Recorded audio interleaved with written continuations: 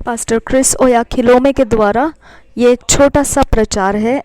प्रचार बहुत बड़ा है लेकिन एक छोटा सा भाग 4 मिनट और 12 सेकंड का यहाँ पर यूट्यूब के ऊपर अपलोड हुआ है। मैं उसको ट्रांसलेट करके आप तक पहुँचा रही हूँ। हम इस विषय में देख रहे हैं कि मसीह में हम बुद्धि प्राप्त किए हुए लोग हैं, और इसके विषय में हम उन्होंने जो वचन निकाला है वो है 2 पत्रस उसका 1 अध्याय 3 वचन चाहिए उनको, परंतु वो पहले 2 वचन के साथ साथ फिर 3 वचन हमें पढ़ाने वाले हैं। हम उसे पढ़ेंगे शमौन पत्रस की ओर से, जो यीशु मसीह का दास और प्रेरित है, उन लोगों के नाम जिन्होंने हमारे परमेश्वर और उद्धारकर्ता यीशु मसीह की धार्मिकता द्वारा हमारे समान बहुमूल्य विश्वास प्राप्त किया है। परमेश्वर की और हमारे प्रभु यीशु की पहचान के द्वारा अनुग्रह और शांति तुमने बहुतायत से बढ़ती जाए, क्योंकि उसकी ईश्वरीय सामर्थ्य ने सब कुछ जो जीवन और भक्ति से संबंध रखता है हमें उसी की पहचान के द्वारा दिया है, जिसने हमें अपनी ही महिमा और सद्गुण के अनुसार बुलाया है। अब आपको यहाँ पर ध्यान देना है। मैं खास कर दूसरे वचन की ओर आपके ध्यान को लेकर जाता हूँ। कभी आपने इस ध्यान किया है इस वचन के ऊपर कि परमेश्वर की और हमारे प्रभु यीशु की पहचान के द्वारा अनुग्रह और शांति तुम में बहुतायत से बढ़ती जाएगी। तो आपने यहाँ ध्यान रखना है, अनुग्रह और शांति का बहुतायत से बढ़ना किस तरह से होता है। जब आप परमेश्वर को और प्रभु यीशु मसीह को पहचानते हो, वही उसका कारण बनता है कि अनुग्रह और शांति आपके अंदर बहुतायत होने लगती है। यह वो बात है जो आपने कभी पहले देखी नहीं है। यह बहुतायत करने के लिए, अनुग्रह और शांति को अगर आपको बहुतायत करना है, तो आपको प्रार्थना करने की जरूरत नहीं है। आपको बहुत कुछ प्रार्थनाओं से मांगने की जरूरत नहीं है। केवल आपको पहचान करना है, किसकी? हमारे परमेश्वर की और फिर हमारे प्रभु यीशु मसीह की। केवल यह पहचान के कारण मिलता है जो अनुग्रह और शांति जो बहुतायत में बढ़ती जाती है। तो आपने 3 वचन में भी देखना है इस विषय को, क्योंकि उसकी ईश्वरीय सामर्थ्य ने सब कुछ जो जीवन और भक्ति से संबंध रखता है हमें उसी की पहचान के द्वारा दिया है, जिसने हमें अपनी ही महिमा और सद्गुण के अनुसार बुलाया है। अब देखिए 3 वचन में दोबारा कहा है पहचान के द्वारा कुछ तो दिया जा रहा है, और वो भी ईश्वरीय सामर्थ्य ने जो सब कुछ जो जीवन और भक्ति से संबंध रखता है। तो आपको सब कुछ जो जीवन और भक्ति से संबंध रखता है वह सब कुछ आपको मिलेगा। ईश्वरीय सामर्थ्य ने वो सब कुछ दिया है। लेकिन कैसे? जब आपको परमेश्वर की और प्रभु यीशु मसीह की पहचान हो, तभी ईश्वरीय सामर्थ्य ने यह सब कुछ आपको दिया है। अगर वो पहचान आपके अंदर नहीं है तो फिर आपके पास अनुग्रह और शांति भी बहुतायत में नहीं है, और फिर आपके पास जो ईश्वरीय सामर्थ्य ने सब कुछ जो जीवन और भक्ति के लिए चाहिए, वो देना चाहिए, वो भी आपके पास नहीं है। इसका कारण क्या है? केवल एक छोटी सी बात है कि आपने पहचान नहीं किया। क्या आप जानते हो आपका परमेश्वर कौन है? क्या आप सच में जानते हो? अब ऐसे लोग हैं जो बोलते हैं कि जो धर्म और जाति के अनुसार बोलते हैं कि वो आधार लेकर बोलते हैं परमेश्वर ऐसा है और इस तरह का है, लेकिन वो व्यक्तिगत में परमेश्वर को अपने अंदर एक व्यक्ति कहकर नहीं पहचानते हैं।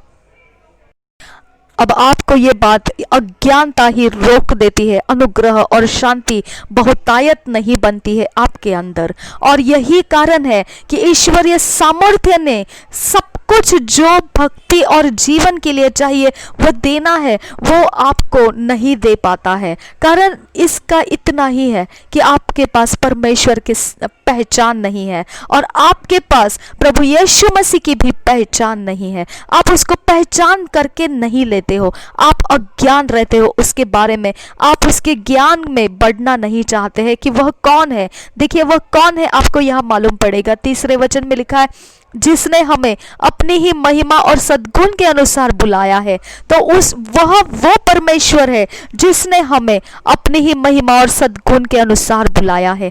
तो उसका पहचान है ये। वो कौन है परमेश्वर? क्या आप जानते हैं अभी वो कौन परमेश्वर है? वो कौन प्रभु यीशु मसीह है? क्या आप अभी पहचानते हो उसको कि वो लिखा हुआ है जिसने हमें अपनी ही महिमा और सद्गुण के अनुसार बुलाया है। यह है उसकी पहचान जो हमारे जिंदगी में हम नहीं पहचानते हैं और फिर अनुग्रह और शांति से हम वंचित रहते हैं, और हम जो भी ईश्वरीय सामर्थ्य ने सब कुछ जो हमें जीवन और भक्ति के जरूरत के लिए देना चाहिए वो भी हम प्राप्त नहीं करते हैं। केवल इसके लिए हम पहचान नहीं रखे हैं परमेश्वर कौन है। अब हम देखेंगे इफिसियों के 4 अध्याय के 19 वचन में। देखिए यहाँ क्या लिखा है। इफिसियों के 4 अध्याय के 19 वचन कहता है, और वे सुन्न होकर लुचपन में लग गए हैं कि सब प्रकार के गंदे काम लालसा से किया करें। और यही बात अगर आपने विस्तारित बाइबल में इसको पढ़ा तो बहुत ही खुलकर इसे समझाया गया है। वहां लिखा है कि अपने आत्मिक दुर्गति के जैसे व्यवहार वो इतने गंदे और लुचपन के काम में व्यस्त हो गए, जो असीम प्रकार के ऐसे पूरी तरह से लालसाओं के नीचे वो अपने जिंदगी को जी रहे हैं और वही ख्वाहिशें रखते हुए, उसी की लालच करते हुए वो जी रहे हैं, और पूरी तरह मलिनता के जीवन में, और बिल्कुल ऐसी मलिनता जिसके विषय में चर्चाएं भी नहीं कर पाएंगे। इस प्रकार की मलिनताओं में उन्होंने अपने आप को बिना रोक टोक लगा दिए हैं और वो उसी में घिरे पड़े हुए हैं। इतने ज्यादती वो गंदगी के अंदर, इतनी ज्यादती वो बेशर्मी के अंदर, जहां पर कोई उनको रोक टोक करने का भी उनके मन के अंदर कोई सोच नहीं है। अब उसके आगे 20 वचन कहता है, पर तुमने मसीह की ऐसी शिक्षा नहीं पाई। हालेलुया। ये वचन ऐसा कह रहा है कि पर तुमने मसीह की ऐसी शिक्षा नहीं पाई। तो यह 20 वचन हमको बता रहा है कि हमारे पास ऐसे लुचपन और गंदे जिंदगी से अलग एक ऊपर ऊंचे पर जो जीवन होता है वो जीवन हम जी रहे हैं। इसका मतलब ऐसा भी ऊंचा जीवन है जो गंदे और लुचपन जी रहे हैं उनसे भी अलग, एक अलग ऐसा ऊंचा दर्जा रखने वाला जीवन भी है, और वो मुझ में है। आपने बोलना है कि मुझ में वो ऊंचा दर्जा रखने वाला जीवन है। आपने बोलना है अपने लिए कि मुझ में वो ऊंचा दर्जा रखने वाला जीवन है। आमेन, आमेन। और यही वचन को अगर हम आगे पढ़ेंगे तो यहाँ लिखा है 21 वचन में आगे, वरन तुमने सचमुच उसी की सुनी और जैसा यीशु में सत्य है उसी में सिखाए भी गए कि तुम पिछले चाल चलन के पुराने मनुष्यत्व को जो भरमाने वाली अभिलाषाओं के अनुसार भ्रष्ट होता जाता है उतार डालो। और फिर देखिए यहाँ पर हम पुराने मनुष्यत्व में इस तरह के गंदे काम में फंसे हुए थे जहाँ पर हमें किसी की डर नहीं थी, हम रोक टोक की चिंता नहीं करते थे और हम बस अपने गंदे काम की लालसाओं में भटक रहे थे। ऐसे लुचपन हम रह चुके थे और उस चाल चलन को हमारे पुराने मनुष्यत्व में हम जी चुके हैं, हमको पता है वो, और वो भरमाने वाली अभिलाषाएं है। ऐसा यहाँ कहा गया है, वो भ्रष्ट करने वाला ऐसा वो ज्ञान है, और वो हमारे पास ये पिछले मनुष्य में, पुराने मनुष्य में रह चुका है। अब 23 वचन देखिए क्या कहता है, और अपने मन के आत्मिक स्वभाव में नए बनते जाओ। तो अब आपको नया बनते जाना है। आपके साथ वो लुचपन और गंदे अवसर को, वो पीछा करने वाले लालच और अभिलाषाओं को छोड़कर आपके मन को आपने कुछ अलग सिखाने की जरूरत है, और वो सीखना है आपको जो आपका स्वाभाविक स्वभाव और मन रह चुका है पुराने मनुष्यत्व का, जो पूरी तरह से बिगड़ चुका और हर प्रकार से वो इतने ज्यादा गिरावट में चला है, और ऐसे चाल चलन से अपने मन को अभी हटा देना है और उस जगह में आपको नए सिरे से कुछ सीखना है।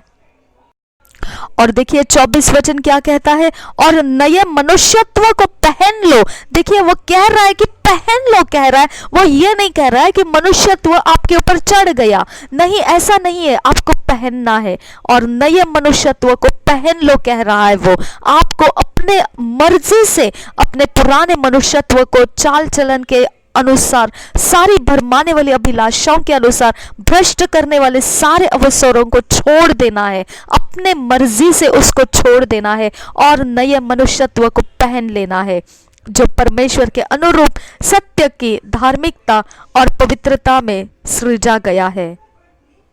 अब ये नया मनुष्यत्व जो है उसके विषय में आपको पहचान करना है, तो आपको यहाँ पर पहचान कर लेने के लिए अवसर है। वो ये है जो परमेश्वर के अनुरूप, ये उसकी पहचान है। नया मनुष्यत्व कौन है? जो परमेश्वर के अनुरूप, ये उसकी पहचान है। और फिर उसको कैसे बनाया है? उस अनुरूप में सत्य की धार्मिकता और पवित्रता में सृजा गया है। ये उसकी पहचान है नए मनुष्यत्व की। हमने कौन से मनुष्यत्व को पहनना है? जो परमेश्वर के अनुरूप है वो, और सत्य की धार्मिकता और पवित्रता में सृजा गया है। अब आपका नया मनुष्यत्व ये क्या है? नया मनुष्यत्व का मतलब क्या है? 2 कुरिन्थियों के 5 अध्याय 17 वचन में इसके विषय में लिखा है। यहाँ पर ऐसा वचन लिखा है, इसलिए यदि कोई मसीह में है तो वह नई सृष्टि है, पुरानी बातें बीत गई है, देखो सब बातें नई हो गई है। तो नया सृष्टि वही है नया मनुष्य, नया मनुष्यत्व। तो आप अभी नया मनुष्यत्व है और आपको नया मनुष्यत्व पहनने के लिए कहा गया है। और जब आप आत्मा से जन्माए गए तो आप सृष्टि बने, नया सृष्टि बने। जब आप आत्मा से जन्माए जाते हैं आप नया सृष्टि बन जाते हैं। अब यहाँ पर जो लिखा है नया मनुष्यत्व को पहनने के लिए, यह नया मनुष्यत्व कौन है? यहाँ पर आपने अभी पढ़ा है, जो नया मनुष्यत्व है वह प्रभु यीशु में नया सृष्टि होकर आता है, वह नया मनुष्यत्व है। और वह नया मनुष्यत्व को पहनने के लिए कहा गया है, जो पुरानी मनुष्यत्व से अलग हो चुका है, जो पुराने मनुष्यत्व के स्वभाव से अलग हो चुका है और हर प्रकार के उसके गंदे और लुचपन और अभिलाषाओं से वह निकल गया है। अब वो नया मनुष्यत्व के लिए अब तैयार है, वो पहनने के लिए तैयार है। अब आप पूछेंगे कि ये नया सृष्टि क्या है? फिर नया मनुष्यत्व तो पहचानने, हमने पहनने के लिए कहा है, लेकिन फिर ये नया सृष्टि क्या है? अब यहाँ वचन के आधार से अगर हम देखेंगे तो यहाँ वचन ऐसा कह रहा है, यदि कोई मसीह में है तो वह नई सृष्टि है, पुरानी बातें बीत गई है, देखो सब बातें नई हो गई है। तो इसका मतलब मसीह में है तो वह नई सृष्टि है। तो फिर नई सृष्टि का मतलब क्या है? यह सृष्टि यह खुद अपनी पहचान देता है। सृष्टि करना इसका मतलब क्या है? जो एक नया दर्जा शुरू करना, एक नया रास्ता शुरू करना, जो पहले नहीं था, जिसके विषय पहले किसी ने सोचा नहीं था और जो कहीं पर मौजूद नहीं था, ऐसी वाली जाति को तैयार किया और उसे कहा गया है, परमेश्वर ने कहा ये सृष्टि, ये नई वाली सृष्टि है, ये किसी की पहचान में और किसी के समझ में नहीं आएगी। ये सृष्टि पृथ्वी के ऊपर किसी को समझ में नहीं आएगी। इस प्रकार की जो जाति किसी ने नहीं देखी है, यह बिल्कुल नई जाति इस पृथ्वी के ऊपर जन्माई गई है और वो कहा है उसे कि यह नई सृष्टि है। हालेलुया! बहुत ही प्यारा है ये जब हम समझते हैं। अब आपको ये वचन समझ में आ गया होगा कि और नए मनुष्यत्व को पहन लो कहा है, पहन लो। तो ये पहनना क्या है? आपके मन को नया करना है। जो पुराना था, जो मनुष्यत्व पुराना था, जो पिछले चाल चलन थे, जो भरमाने वाले अभिलाषाओं के अनुसार थे, वो भ्रष्ट करते हैं आपको, और वो भ्रष्ट करते हैं, यही सच्चाई है। यह वचन बता रहा है आपको, और उसके अनुसार अगर आप चलेंगे तो आप पुराने मनुष्यत्व से परमेश्वर के अनुरूप वाला जो धार्मिकता और पवित्रता का सृजा गया है, वो आप नहीं चल रहे हैं। ये जब आप पहनते हैं, पुराने मनुष्य को हटा देते हैं और नए मनुष्यत्व को पहन लेते हैं, तो यही है वो पहचान जो आपको परमेश्वर की और प्रभु यीशु मसीह की पहचान आप लेते हो। और वो पहचान जब आप लेते हो तब आप परमेश्वर के अनुरूप होते हो और सत्य की धार्मिकता और पवित्रता से आप सृजे गए होते हैं। और यही के लिए आपको नया सृष्टि बनाया गया है, ताकि आप नए मनुष्यत्व को आप पहन कर जी सको। हालेलुया। अब आप समझ गए होंगे इस बात को कि नया सृष्टि होना मतलब मसीह में नया जन्म पाना।